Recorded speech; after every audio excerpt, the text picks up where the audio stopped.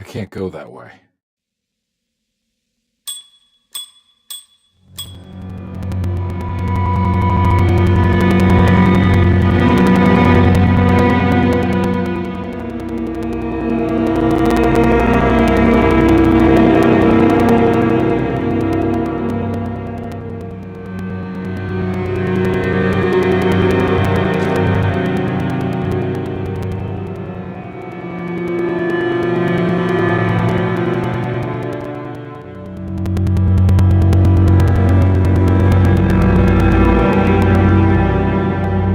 Thornhill wasn't a bad man, but he had principles keeping him from handing out information.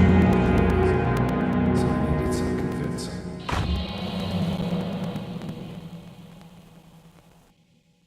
Well, every case can't be squeaky clean.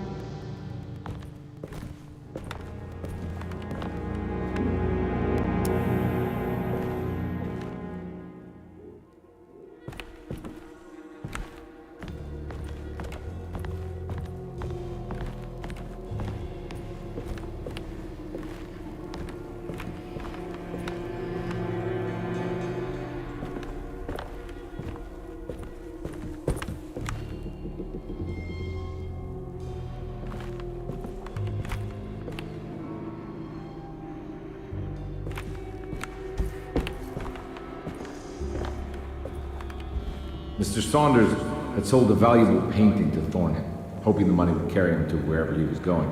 The painting, now leaning on an easel in Thornhill's bedroom, had a certain mesmerizing gloom that seemed to call out to me, telling me I was needed for something important. I felt myself falling into the painting, only being brought back by Thornhill, thrusting an address to a Hotel St. George into my hand and asking me to get the hell out.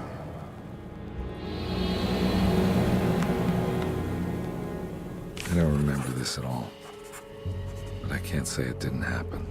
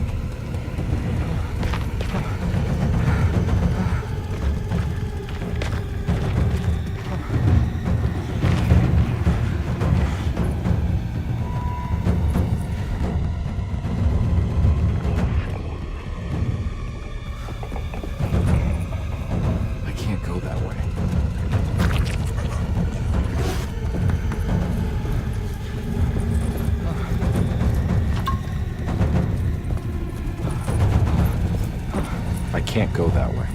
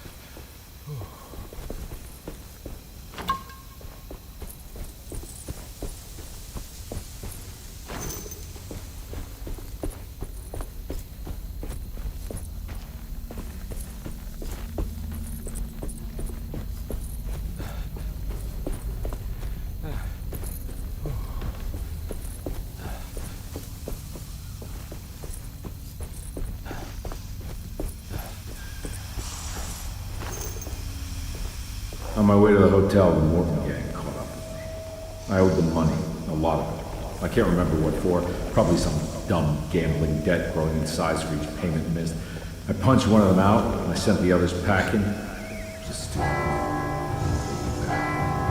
Great.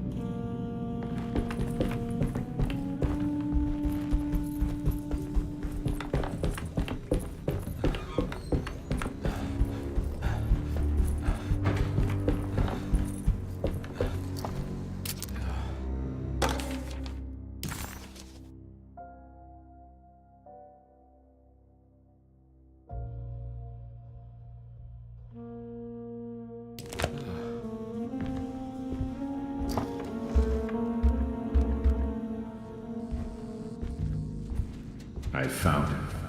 In the hotel ledger, I recognized the handwriting of the signature, Ted Stryker. It was him. I could feel it. It was the kidnapper I was hunting. I put on my knuckles and hurried up to his room.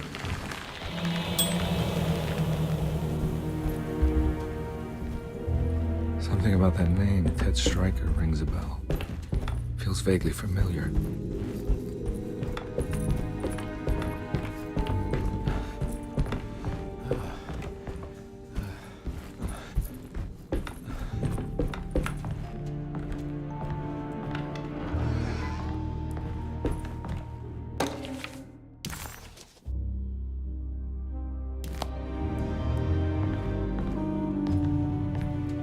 I recognize this room, but I didn't catch up with them here.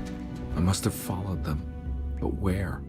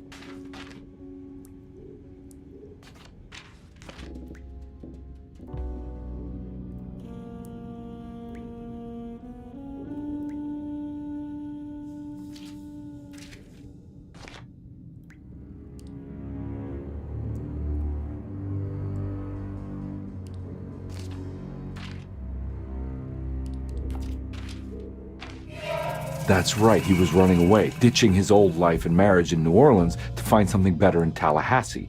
And he took his daughter with him against the will of the mother. That's why she hired me. But I stopped him. I caught up with him at the Pearl River Bridge.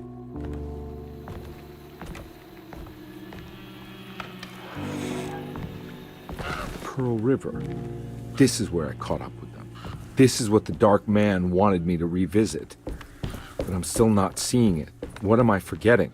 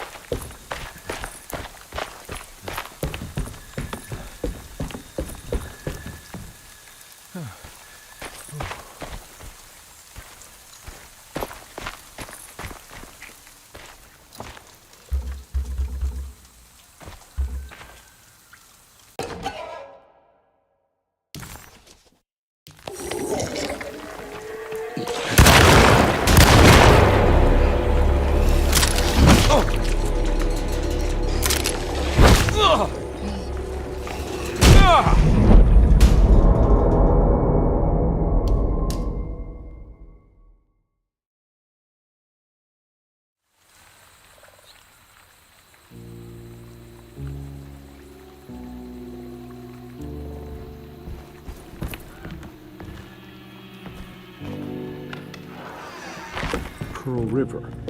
This is where I caught up with them. This is what the Dark Man wanted me to revisit. And I'm still not seeing it. What am I forgetting?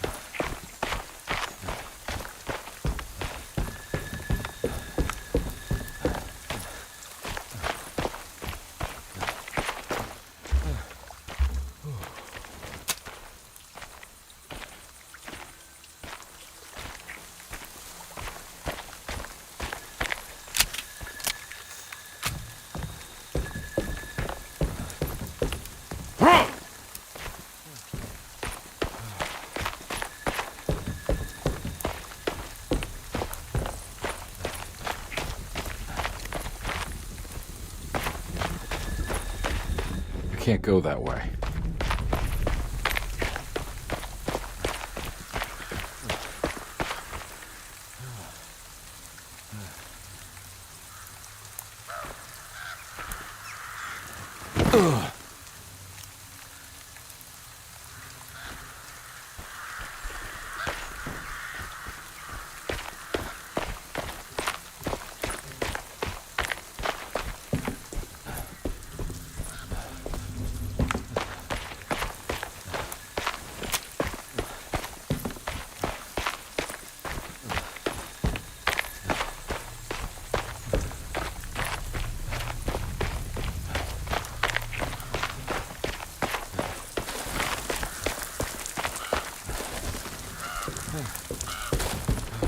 Oh no, it was her all along.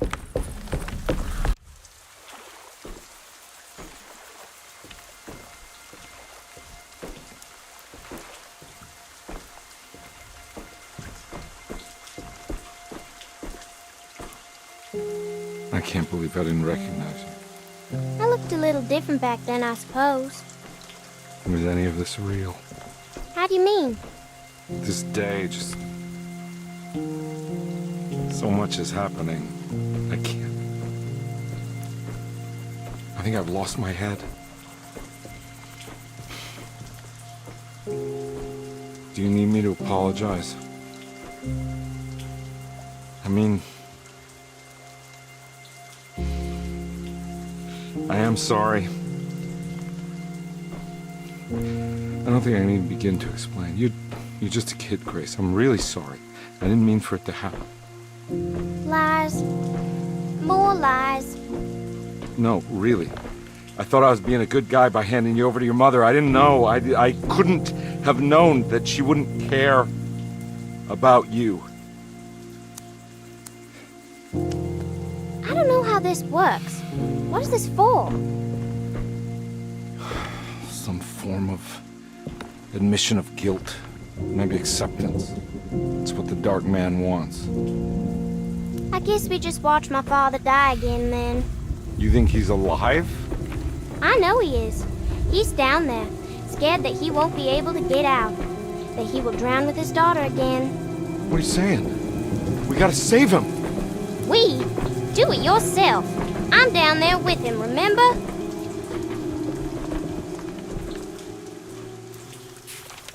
Can I really save them? This all happened so long ago. I have to find a way to get down there. I have to see it with my own eyes.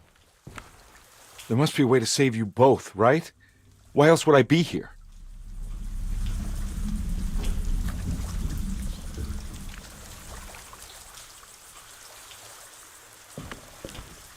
Don't worry, kid. I'll think of something.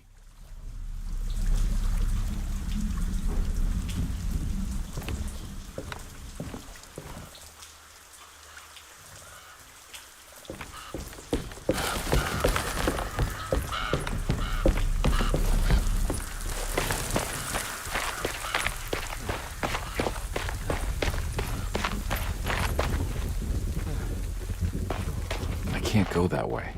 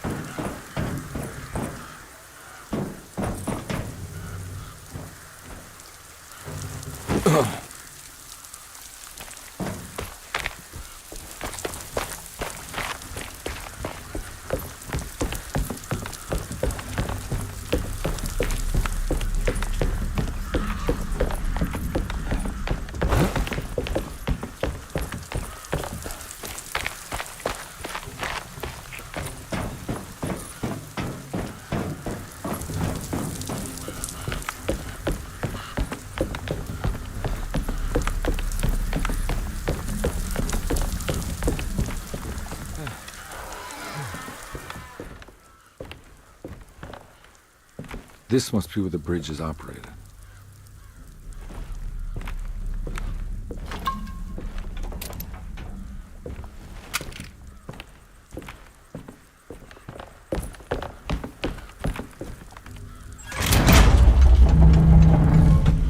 Nothing's happening. It's like something's holding it back.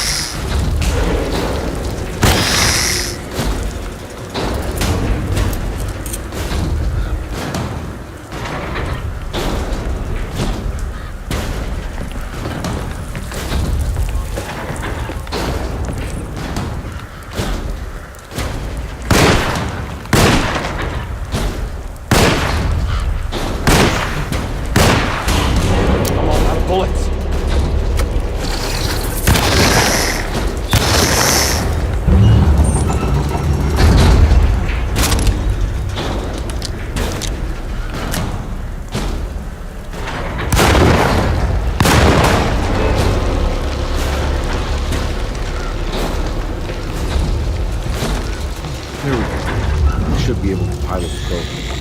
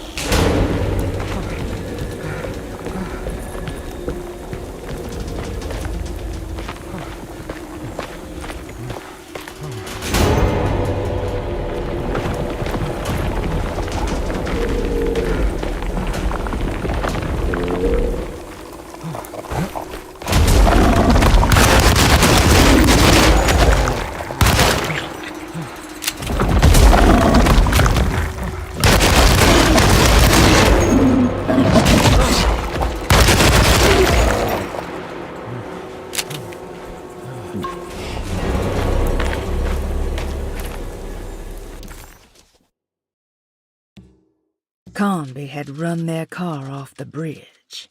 He pulled Grace out of the sinking car, but left her father to drown. He could have saved him. There was time. He just chose not to. Instead, he took Grace back to New Orleans and collected his paycheck.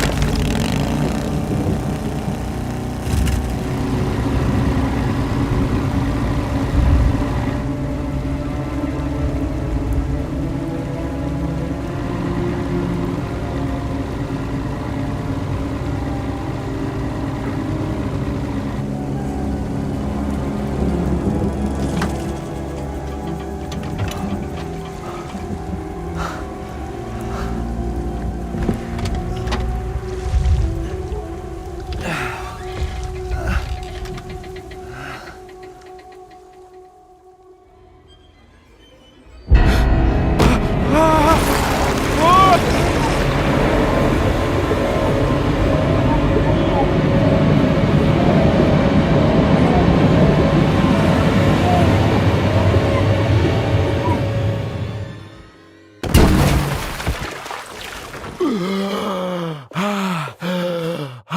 God, Carnby. Are you okay? Don't leave me alone. What the hell have you been doing? What's going on here? Look at this mess! I'm sorry, Mrs. Thompson. Don't make me kick you out of this house. Now get out!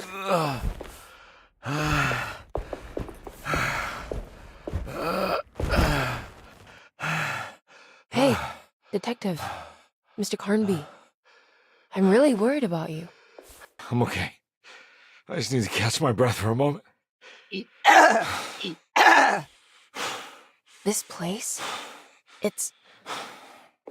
There are some very disturbed figures around here.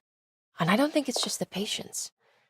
I've been reading some things about how Derceto has a deranging effect on people. I think it might explain things. What? Just take it easy, okay? I'm gonna go find a way into Dr. Gray's apartment. I want to know what he's hiding. Emily? Don't worry. I think I'm close. I'm gonna set everything right. Just be careful.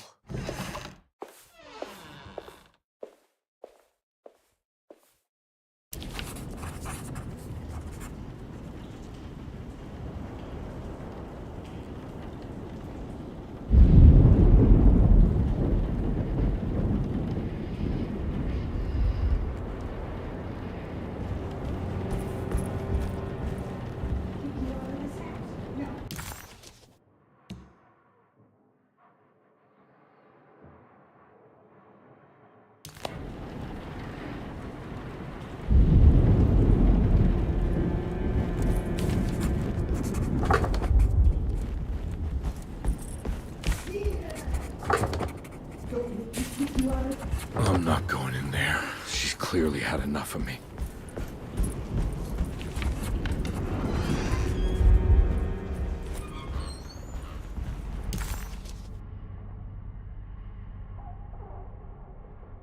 Carnby had run their car.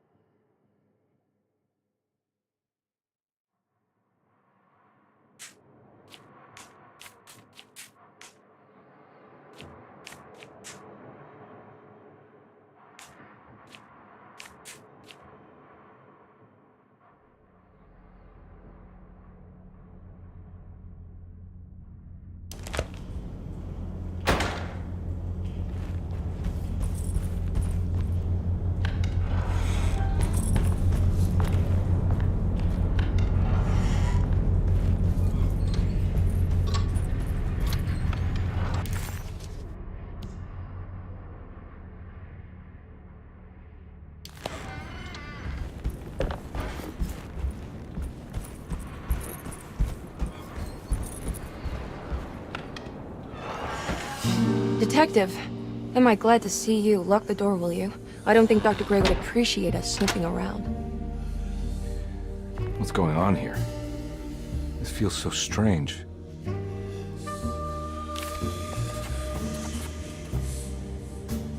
Detective Carnby felt removed from himself. Like driving drunk, he carefully tried to navigate his environment. What the hell was going on? Was he finally losing his mind?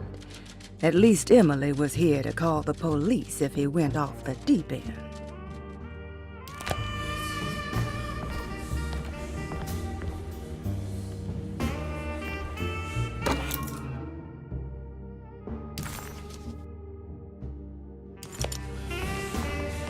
There's a book missing.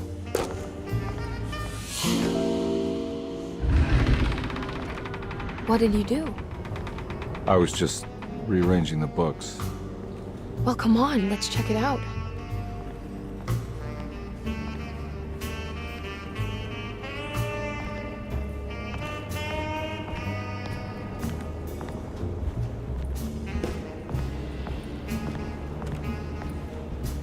I think I'm beginning to understand. Dr. Gray is dealing with some kind of mass delusion.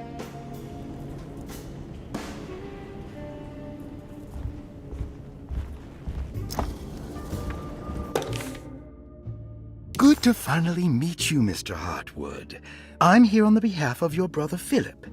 You were expecting me, weren't you? Yes. You're from DeSoto, no?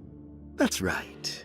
I just wanted to ask you a few questions to see if there is anything I can do to help you and your family. Okay. I understand you're full of imagination.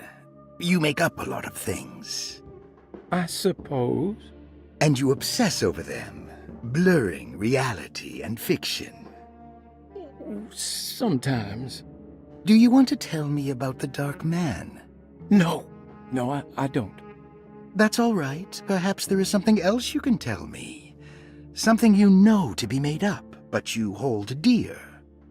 Juan? John? Who's John? No, Juan Luis Jorge. Oh, wait there a moment. Here, take a look. Is he... Oh, he is the author. It's a magnificent book. Life-changing even. The real Juan is long dead, but I like to think of him as my friend. My most beloved friend. I see. Do you often do this? Fantasize about people you read about? No. Well, there is Jacob. Who is Jacob? Turn to the last page. Oh, it's a newspaper article. The Prisoner of Ice, Jacob van Ostad. Is he also your beloved friend? Oh, no, Doctor. Not at all. He is the fire that fights fire. Yes, I think it's clear your overstimulated imagination, this mania, needs to be tempered for you to live a normal life. I know your family calls it the Hartwood curse, but I want you to know that there is nothing supernatural about your condition. It's all inside your head. And with that, I'm very qualified to deal with.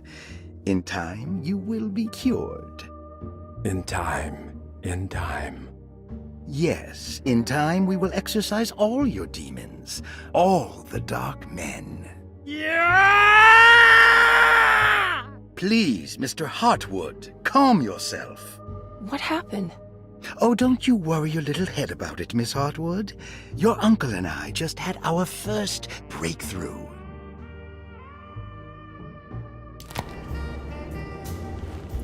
That mark on the floor looks like talisman positions, but from which direction should I look at it?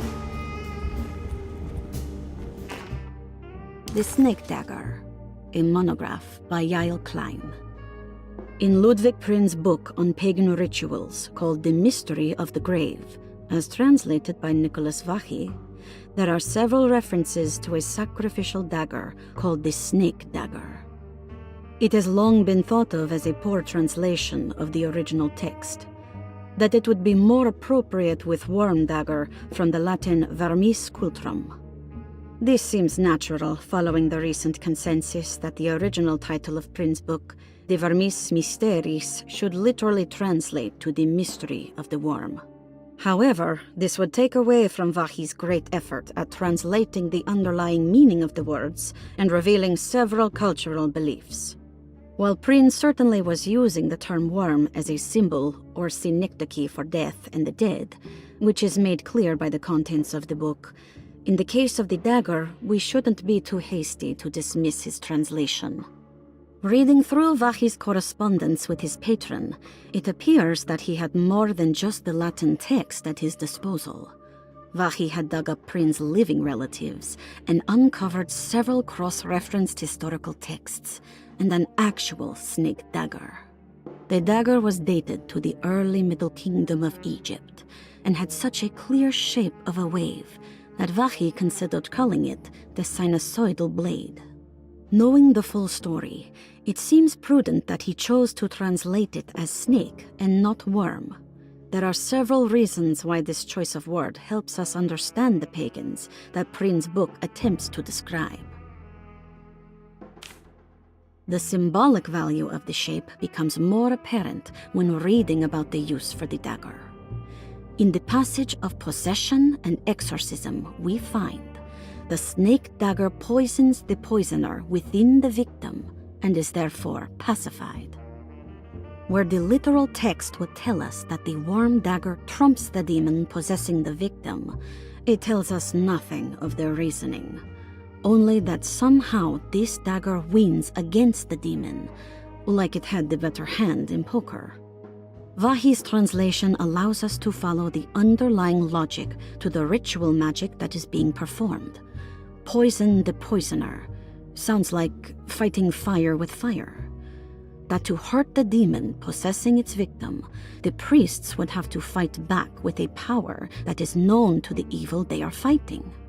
The snake dagger is therefore not only a good way to describe its form, but it also helps us understand how it could be thought of as a useful tool for exorcism.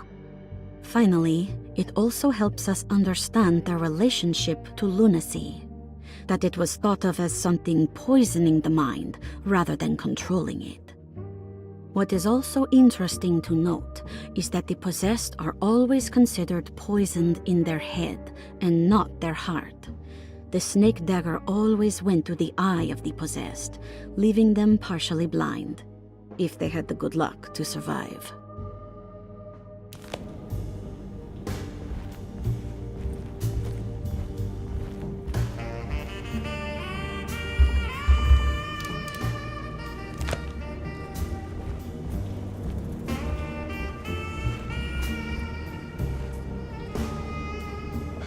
What were you saying about mass delusion? Derceto seems to have a deranging effect on people living close by. It has a history of creating cults devoted to some nature goddess. Even the name Derceto refers to the cult existing here before the Civil War. Derceto was the name of an ancient fertility goddess worshipped in Syria. Dr. Gray and his friends, however, seem to prefer the black goat of the woods with 1,000 young, or Shub-Nigroth. And that name can only have come from my uncle's twisted mind.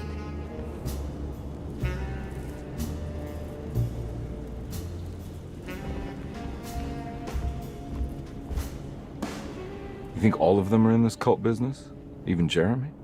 I'm not sure any of them have a choice at this point. We just need to find a way to stop all of this.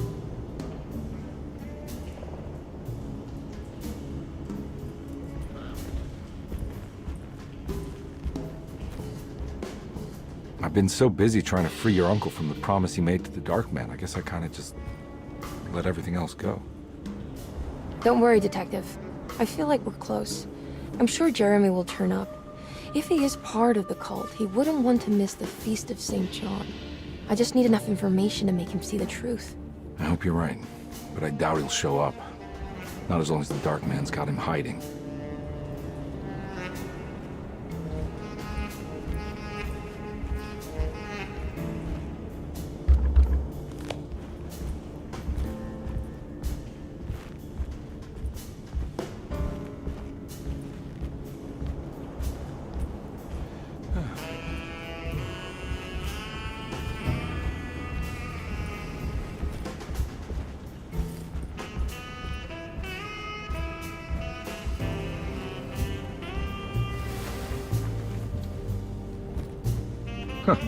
Has that been there this whole time?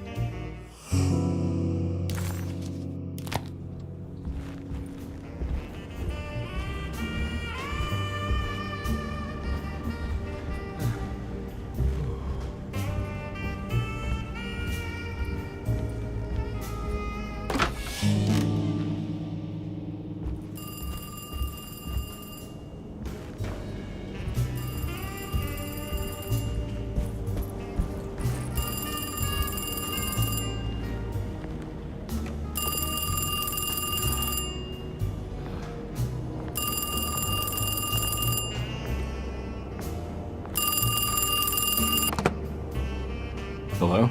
Detective Carnby? Who is this? Jeremy? Jeremy is with the Dark Man. You can't save him. Well, I've done everything he wanted so far, and there's just one more thing on the list.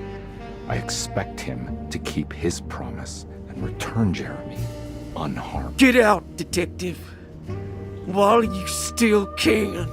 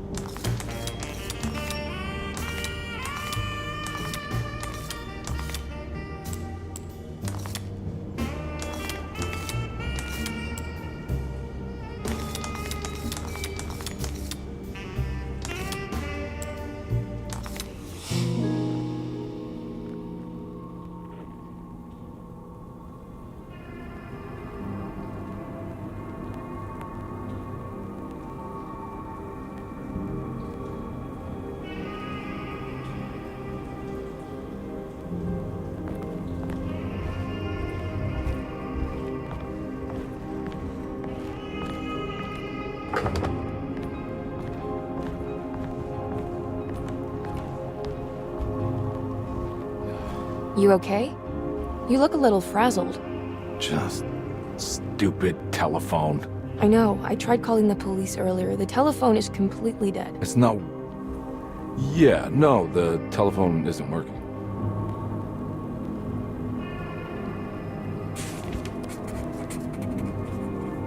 Detective Comby was worried, Emily could tell, that she could see the madness written on his face. But what if he was the only one seeing the truth? Could that still be the case? If only he could find evidence that would make her understand that he had seen beyond the veil, or at least something that would show her he was worth the money she was paying him.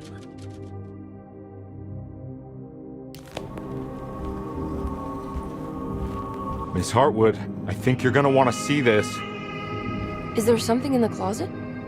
Yeah, there is. You don't see the very obvious gate leading to whatever Jeremy's madness is serving up next? I don't understand. Are you making some kind of fashion metaphor?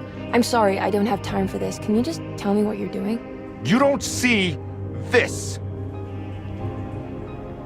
It's fine. It's fine. Catch you later. Are you going inside the closet? Yeah. You got a problem with that? No. Do what you think is right, Detective. Sorry, I didn't mean to. Goodbye, Miss Hartwood.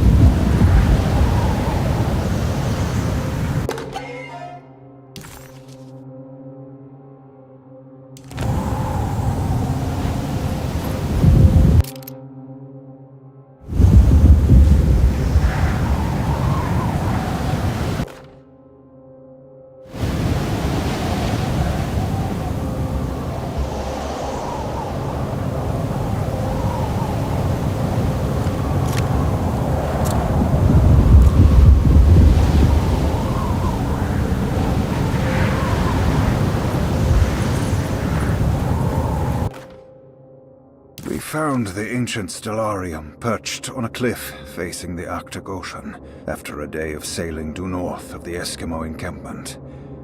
Jacob van Ostadt was our most keen member of the expedition.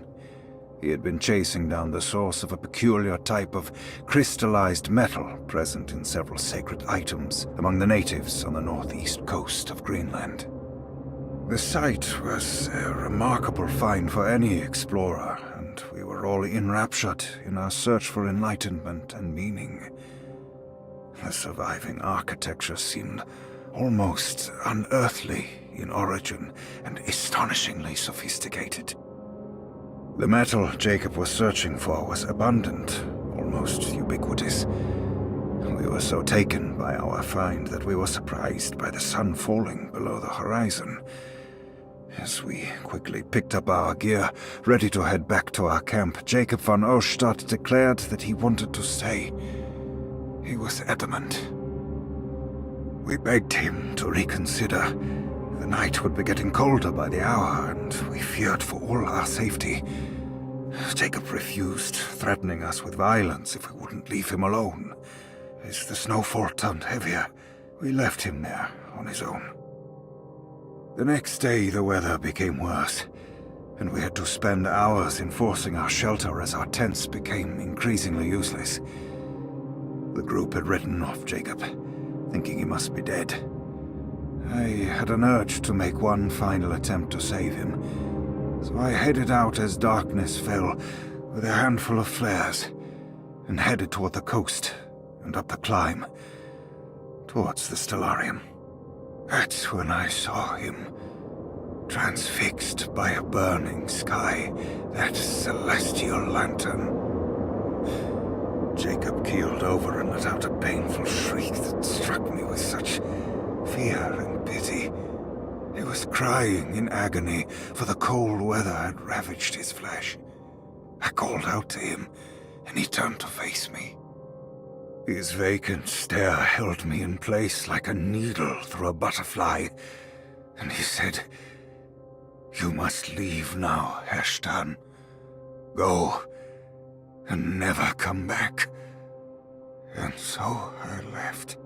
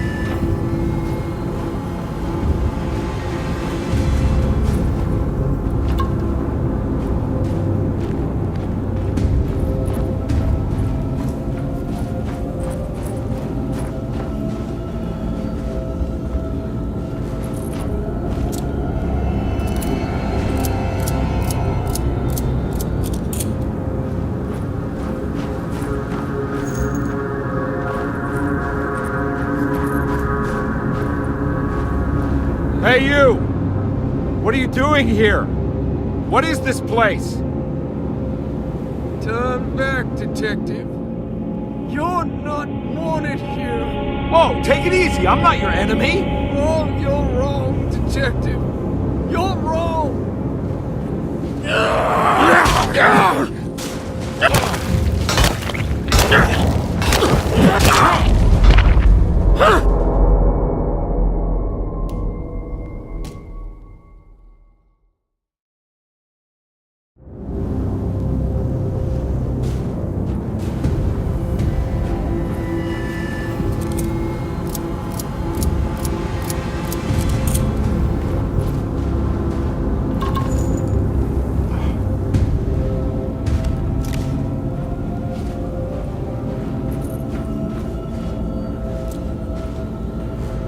Hey, you! What are you doing here? What is this place? Turn back, detective. You're not wanted here. Whoa, take it easy. I'm not your enemy. Oh, you're wrong, detective. You're wrong.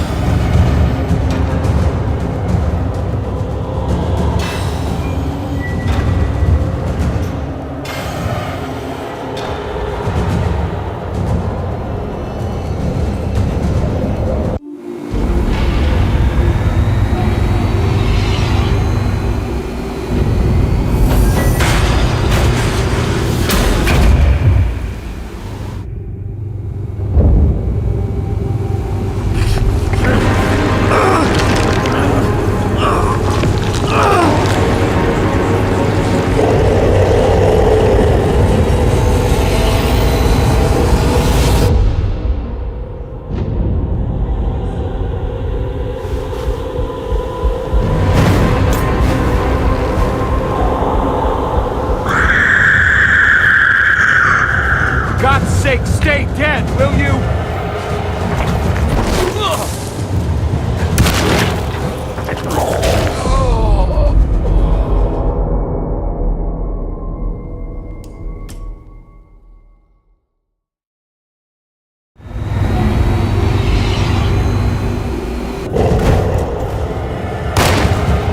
God's sake, stay dead, will you?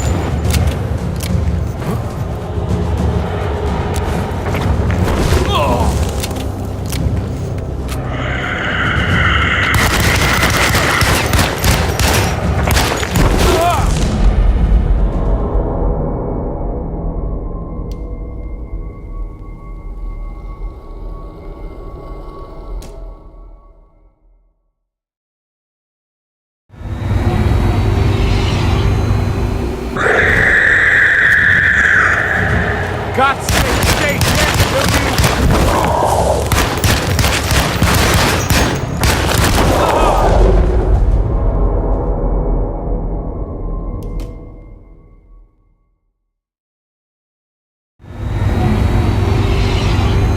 God's sake! God's sake, stay dead, will you?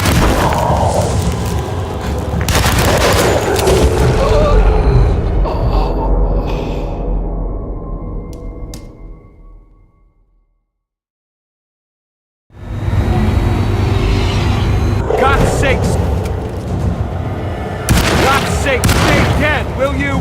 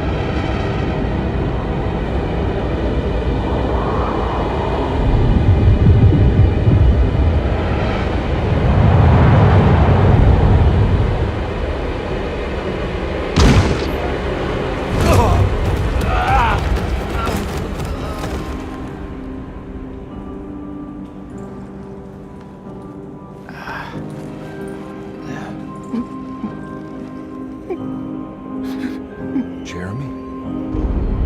I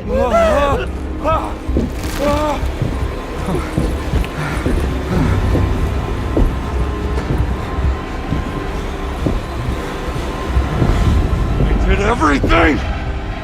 Aren't you happy? Stupid charlatan! What more do you want from me? You want me to lose my mind? Oh, my lord! Doctor! Baptiste! Quick! Jesus. What were you thinking, compare?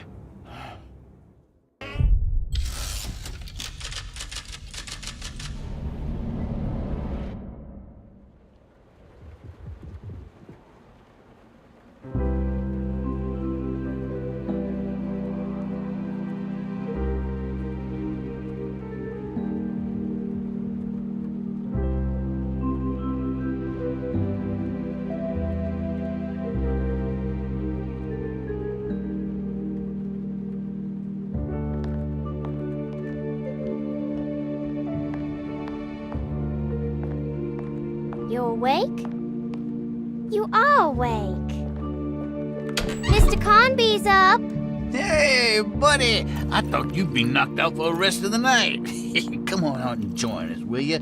I'll save you some gumbo. Good to have you back. You gave us all a good scare. What happened? You had a psychological breakdown. Sorry for manhandling you, but you're being violent. You stabbed Jeremy and then punched Dr. Gray. Are they okay? Jeremy's a little strange, but everything's back to normal. Really? All thanks to you, combat. You want to try standing up?